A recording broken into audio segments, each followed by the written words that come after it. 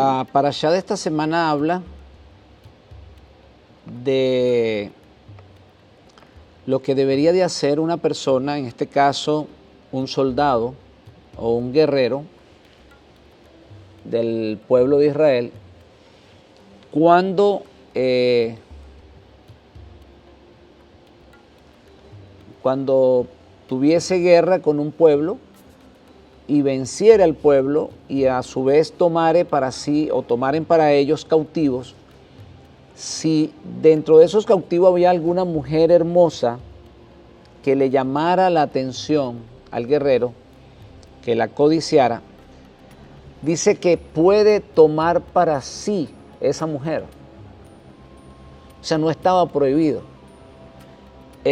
Había una condición, habían unos requisitos, y era que se le permitía a esa mujer llorar. En este caso, se había perdido sus padres, se le entregaba un periodo de tiempo para que ella pudiera llorar sus padres, y luego esa persona tenía que pasar por un proceso de purificación. Se le cortaban las uñas, se le cortaba el cabello. Recordemos que esto era, digamos, sinónimo de purificación. El cabello no tenía nada de malo, igualmente las uñas tampoco tenían nada de malo, pero se hacía ese proceso porque como en las uñas se puede, digamos, acumular cierto sucio, el cortarse las uñas es como sinónimo de limpiar lo que tienes dentro de las manos o dentro de las uñas. Igualmente sucedía con el cabello. Si el cabello es largo, pues es más difícil de limpiarlo que si está corto. Recordemos que en ese, digamos, si una persona tiene el cabello largo, está en la guerra, pues lo más lógico es que no tenga tiempo para lavárselo y por lo tanto puede tener piojos el cabello. De hecho, creo que los egipcios acostumbraban a raparse la cabeza para evitar eso, evitar los piojos. Entonces, ese proceso por el cual atravesaba la mujer cautiva no era otra cosa que un proceso de purificación para estar apta, para entrar en intimidad con ese soldado, en este caso israelí. No podía, fíjense que había dentro de la ley, hay digamos, mandamientos de ética. No podía acostarse directamente con la cautiva, con la mujer cautiva, y además le tenía que permitir que ella llorase, sus familiares. Porque es muy triste una persona que está en la guerra, del bando que sea, que pierde sus familiares, puede perder sus hijos, sus padres o su esposo, y aparte de eso, ser violada por alguien, que es lo que se acostumbra. Entonces, aquí vemos que Dios está estableciendo al pueblo de Israel como un pueblo único, especial, aún en esos momentos, digamos, de guerra, donde se cometen muchas atrocidades, en todo caso con el pueblo que pierde la guerra. Nosotros hemos visto documentales donde después de la Segunda Guerra Mundial, o después que terminó la Segunda Guerra Mundial, las mujeres alemanas pasaron por un proceso de violación, pero en gran cantidad. Dicen que había mujeres que fueron tantas veces violadas que ellas terminaron psicológicamente dañadas. Probablemente habían perdido sus esposos en la guerra. No estamos hablando si hicieron bien los alemanes o no, independientemente a eso. Estamos hablando de las consecuencias de la guerra, ¿no? De lo que sucede después de la guerra. Y probablemente perdieron sus familiares, sus esposos, sus padres en la guerra, y aparte de eso tenían que sufrir, en este caso, las violaciones que, digamos, atravesaban por, o que sufrían, valga la redundancia, de parte de los soldados que habían ganado la guerra, en este caso, los soldados del... ¿Perdón? Los soldados de la... ¿Cómo se le llamó al bando? Eso tenía un nombre. Estaba Alemania y estaba la...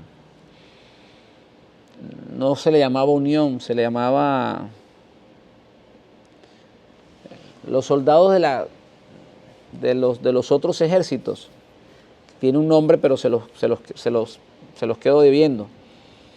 Entonces, Dios siempre colocando su pueblo como un pueblo único, especial. Entonces Él determina, hermanos míos, Él determina esa ordenanza. Debes de permitirle a la mujer que se mantenga o que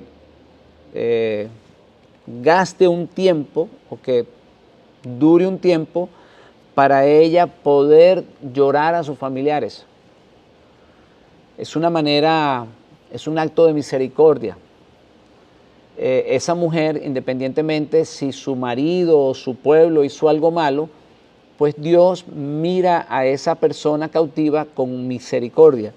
Entonces se le permitía llorar sus familiares, y una vez que ella ya pasaba por ese proceso, entonces había otro proceso que era el proceso de purificación, donde se le cortaba el cabello y se le cortaban las uñas. Y a ver, también dice que se le quitaba el vestido de su cautiverio, o sea, ese vestido, digamos, de cautiverio, se lo quitaban, le daban una ropa nueva. Le daban una ropa nueva porque recordemos que las personas cuando pierden la guerra, los pueblos cuando pierden la guerra, los vestían de cierta manera. Eran como los que habían sido vencidos. Entonces, en este caso, a esa mujer se le entregaba una vestidura nueva. Y además de eso, se quedaba en su casa, como ya expliqué, por un mes, para llorar a sus familiares. Y de esa forma, entonces ella quedaba preparada para, digamos, ser esposa de ese hombre que la quiere como mujer. Tenemos que entrar, digamos, en contexto, hermanos míos. En la antigüedad se acostumbraba que las mujeres que perdían, digamos, sus esposos en la guerra, se acostumbraba, sobre todo si eran mujeres jóvenes, se acostumbraba que los soldados del otro ejército las tomaran como mujer.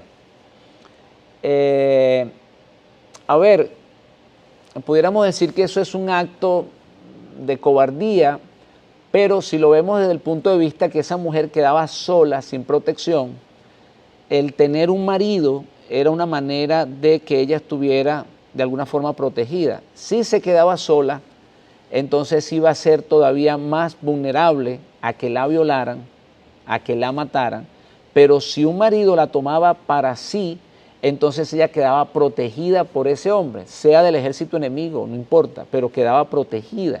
O sea que era de alguna manera un acto de misericordia para que esa mujer tuviese una protección.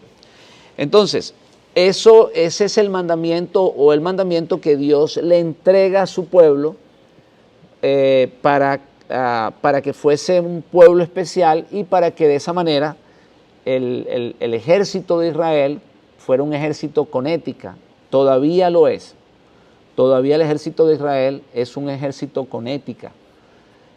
Muy poco se habla de que los hombres violen mujeres en la guerra. El ejército de Israel, muy poco se habla de eso. De hecho, casi no se habla. Porque es un ejército que tiene, primero, temor de Dios y segundo, que tiene mandamientos dados por el Creador para tratar a los cautivos.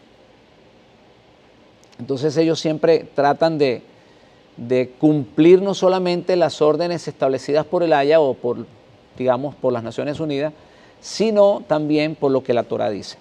Ahora, ¿qué tiene esto que ver con nosotros? ¿Qué tiene que ver esto con nosotros? Porque a nosotros debemos de sacar de cada enseñanza, debemos de sacar una porción que nos convenga a nosotros, que nos haga, digamos, o que nos afecte a nosotros, y qué podemos nosotros aprender de esto. Bueno, fíjense que cuando la mujer era limpiada, pasaba por un proceso de purificación, no especifica qué tipo de proceso llevaba, solamente que lo único que dice es que se cortaba las uñas y el cabello. En el caso nuestro, que es lo que nos concierne, recordemos que esa mujer cautiva éramos nosotros. Nosotros como un pueblo aparte, como un pueblo que no tenía esperanza, éramos un pueblo que estábamos cautivos.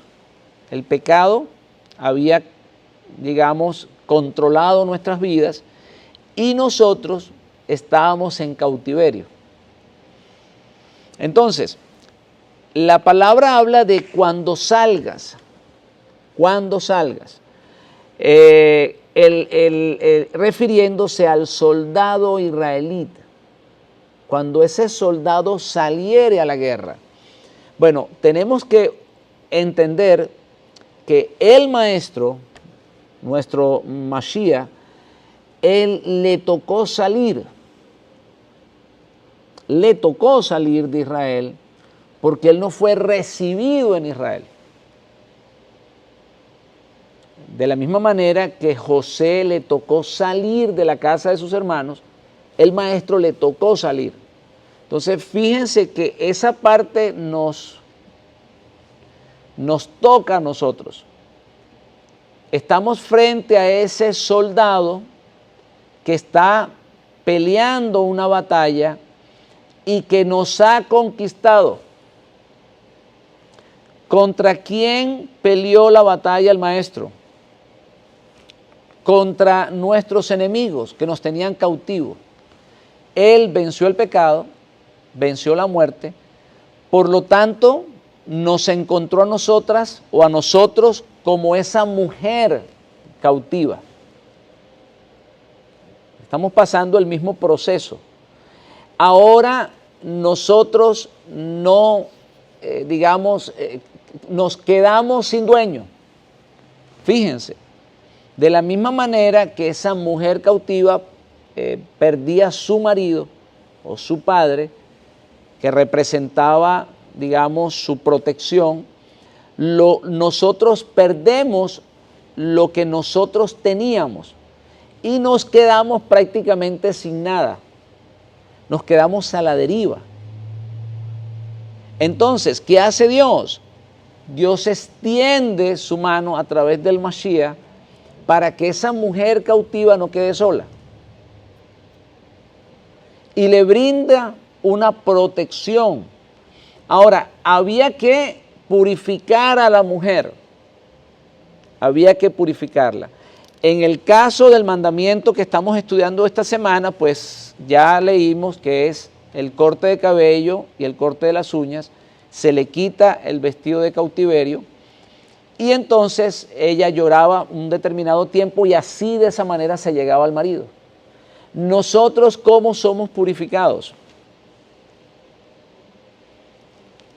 ¿Qué dice la Torá con respecto a eso? Maridos, amar a vuestras mujeres, así como Mashiach amó a la congregación y se entregó a sí mismo por ella, para santificarla, habiéndola purificado en el lavamiento del agua por la palabra. Esto es importante, hermanos míos, porque la congregación no se santifica por cánticos, no se santifica por el vestuario, no se santifica por otra cosa que no sea por la palabra. Es la palabra la que purifica a la congregación. Y luego dice, a fin de presentársela a sí mismo una compañera gloriosa que no tuviese manchas, ni arrugas, ni cosas semejantes, sino que fuese santa y sin mancha. Entonces, ¿de qué estamos hablando acá?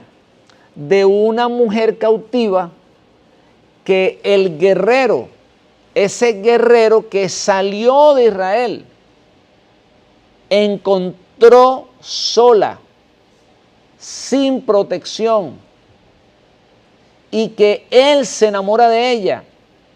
Volvemos a repetir, ¿por qué se enamora de ella? Porque el Padre se la está entregando. El Padre la escogió. El Padre ya la había seleccionado desde antes de la fundación del mundo. Fíjense, hermanos míos, que para nosotros Yeshua es nuestro compañero ideal. Nosotros le seguimos, le amamos. Mientras que hay otras personas que sencillamente lo rechazan. Él para nosotros es innegociable. Así de sencillo. Él es esa perla de gran precio. Él es la piedra angular. Así que nosotros quedamos, digamos, fuimos enamorados por Él. Él nos enamoró a nosotros. Y hemos sido limpios por la palabra para ser la compañera perfecta de Él. Y es importante, hermano, volver a recalcar que lo que nos purifica a nosotros, lo que nos santifica a nosotros, no es otra cosa que la palabra. La palabra que oímos, la palabra que Él dejó para nosotros. Esa palabra que recibimos cuando venimos a este lugar, la palabra que se oye a través de una predicación, que es la santificación, el llamado a la santificación, el guardar los mandamientos, el vivir en santidad para Dios, el amar a Dios sobre todas las cosas. Eso es lo que nos hace a nosotros la ayuda idónea del Mashiach. O sea, Él no va a gobernar con otra.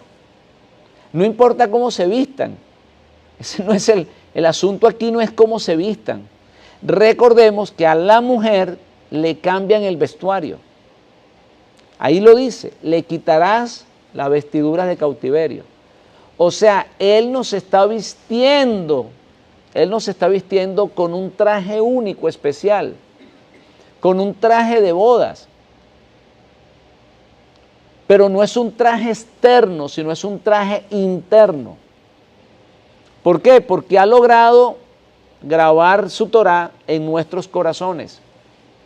De esa manera, cuando Él la mira, Él no mira la parte externa de esa mujer, Él no mira el pasado de esa mujer, Él mira lo que esa mujer es ahora. Él no está mirando la mujer cautiva. Él no está mirando la mujer que formaba parte del pueblo enemigo. ¿Por qué? Porque el que está en el Mashiach es una nueva creación. Es una criatura nueva. Por eso les estoy tratando de explicar que Él no logra mirar, Él no mira nuestro pasado. Él no nos va a echar en cara nuestros pasados. Él no nos va a decir, mira, es que tú pertenecías a otro pueblo. Es que tú eres de segunda clase. No, hermanos míos, Él está mirando una doncella pura, sin mancha. Y esto es importante, hermanos míos, porque mientras Dios mira a la congregación pura y sin mancha, los hombres siempre le encuentran un defecto. ¿Es que tú no te vistes de esta manera? ¿Es que tú no hablas de esta forma? O sea, ellos siempre están utilizando, digamos, chequeando las partes externas, lo de afuera, no están mirando lo de adentro. Cuando los primeros creyentes comenzaron a aceptar a Yeshua como el Mesías, y Pablo comienza a incorporarlos dentro del cuerpo de Cristo, así de sencillo, incorporarlos. Los ciertos judíos llegaron y se le acercaron para decirle qué cosa, que tenían que circuncidarse. O sea, porque ellos no lograban entender el trabajo glorioso que Dios estaba haciendo internamente en esos creyentes. Dios estaba circuncidando el corazón, pero ellos siempre estaban mirando la parte externa. Como lo veían sin la circuncisión externa, o lo miraban sin circuncidarse la carne, pues entonces ellos no podían entender el maravilloso trabajo que Dios estaba haciendo dentro de la congregación, en el corazón de las personas. Por eso le digo, hermanos míos, que el que nos salva, el que nos santifica es Él. El hombre siempre mirará cosas, mirará lo externo, mirará nuestra nacionalidad, inclusive hasta nuestro color. Si no nos parecemos a ellos, pues no somos de ellos. Pero qué bueno que nosotros tenemos un Dios que no mira lo de afuera. Me encanta esa porción cuando le dice: Samuel, Samuel, tú estás equivocado, tú estás buscando un rey por lo que él luce por fuera, pero yo estoy buscando un rey por lo que él tiene adentro. Fíjense, hermanos, qué bueno es tener ese Dios. ¿Saben una cosa? Qué hermoso es tener ese Dios. Por eso es que yo amo ese Dios. Porque ese Dios no mira que seamos de un linaje exclusivo. Para Él, una persona, cualquier alma que decide ser santificada para Él, Él la toma, la limpia y la hace una nueva criatura. Solo basta que nosotros queramos tener un deseo de cambio. Y Él nos hace parte de su pueblo, aunque los hombres no quieran. Así de sencillo. Hermanos, yo me puedo imaginar la impresión que se llevaron los creyentes judíos cuando Dios comienza a predicarle a los gentiles que no eran circuncidados. Yo me puedo imaginar cómo se impresionaron. ¿Cómo es posible que ellos estén recibiendo esta palabra que era exclusiva para nosotros? Pero mucho más allá de eso, en el caso de Cornelio, cuando ellos comienzan a glorificar a Dios, y los que están allí entienden que lo están haciendo en las lenguas maternas de ellos, se están dando cuenta de que ellos están siendo bautizados por el Espíritu. Y Pedro no le quedó otra que decir: ellos fueron bautizados de la misma manera que nosotros. Dios no hizo excepción de personas. Entonces, ese es el Dios, hermanos, que predicamos acá en este lugar. Ese es el Dios que envió a Mashiach a buscar una mujer cautiva, y que ese soldado se enamoró de ella. Hermanos míos, se enamoró de ella y la está purificando a través de la palabra. Y un día se la presentará a él como esa esposa única, esa compañera gloriosa, como dice el libro de Efesios, sin manchas, ¿verdad?, ni arrugas. Hemos sido purificados, hemos sido santificados, y para muchos no es así. Para muchos seguimos siendo un pueblo distinto, pero para Él somos su compañera. Y por eso, hermanos, me encanta el libro de Cantares cuando dice: ¿quién es esta? ¿Quién es esta? Porque es una compañera para el Mashiach que no tenía nombre, que no tenía esperanza. Por eso se pregunta, ¿quién es? ¿Quién es esta? Así de sencillo. Es alguien que no conocemos. Todo el mundo conocía al pueblo de Dios, pero desconocía esa compañera que Dios iba a preparar para el Mashiach, que no tenía nombre, que no era conocida, que no tenía invitación a la fiesta. Por eso la pregunta. Parece que es una mujer, parece que es una congregación que no es conocida. Y por eso nace la pregunta. Y esa congregación, hermanos míos, o en esa congregación estamos nosotros, los que no éramos invitados, pero que por la gracia de Hashem hemos sido llamados y hemos sido santificados para ser la compañera de Mashiach. No lo negociamos, no lo negamos. Estamos dispuestos a luchar por eso. Estamos dispuestos a dar nuestra vida si fuera necesario, como la dio Pedro, como la dieron los apóstoles, como la dio Pablo y como la dieron muchos creyentes. Estamos dispuestos a no negarlos. ¿Y saben por qué, hermanos míos? Porque si me negares, dice su palabra, yo también lo negaré delante de mi Padre. Ese soldado se enamoró de nosotros, pero ese soldado demanda fidelidad. Es más, de hecho, él le dice a su congregación, si de verdad tú me amas, tú debes de guardar los mandamientos. En otras palabras, debes de ser una compañera fiel, una compañera ideal.